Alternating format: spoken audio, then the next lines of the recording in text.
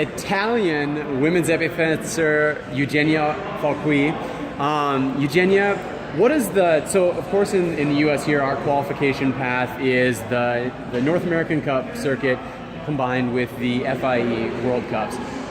What's the qualifying path to make a team in Italy? I mean, it is pretty much the same, but for us, World Cups counts a little bit more, and the FIE standing points counts a little bit more.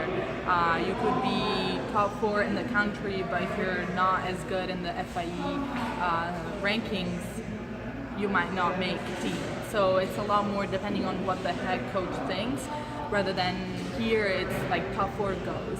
It's like very black and white here. Yeah, it's black and white. It's all based on numbers and the rankings, and for us there's a lot more, it's based on what the head coach thinks of you a little bit more.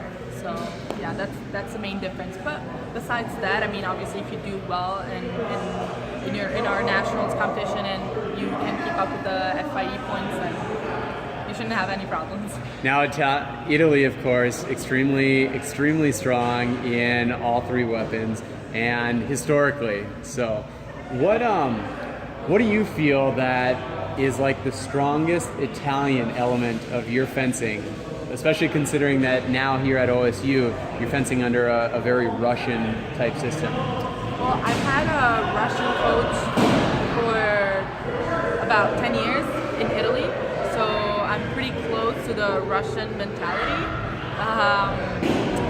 But I don't know, I would say probably patience. I mean, I'm very emotional, but definitely... So that, of course, is the Italian element. That's the Italian element, the being very emotional. But I guess the patience, like over the years, I've tried to work on patience way more, especially since I came here, even more. Yeah. And that's been developed simply through like maturity, or through the Russian influence, or just like the NCAA circuit, like being so precise on the 5-touch. Yeah, I guess definitely NCAAs, and maybe the experience, just having bouts after bouts, competition after competition, rethinking through every little mistakes that give me more patience. And of course, the 5-touch format is very unique to NCAA fencing, unless you're doing pools to get into the DEs of a World Cup. Yeah. How has fencing in NCAAs and here in the United States developed you or impacted your fencing internationally?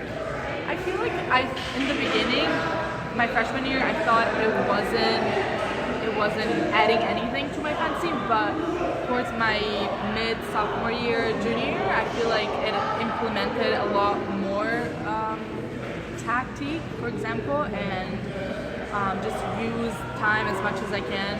So that has helped me in World Cups a lot. Like knock on wood, I rarely don't make it out of pools in World Cups because this NCAA system has given me a lot more, I guess, patience, and it helped me. So. And from your time here in the States, do your Italian teammates or club mates, or basically your Italian fencing peers, did they ever kind of joke with you about you fencing like an American, or something about your fencing that isn't Italian or that is American?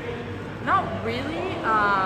They definitely joke around with me with the fact that I'm here and a bunch of things, but never about the fencing itself. I feel like I kept my Italian fencing, even though it's been a while since I came here. Yeah. All right. Well, Eugenia, best of luck on the World Cup circuit, the Italian national circuit, and of course, the NCAA circuit. Awesome. Thanks.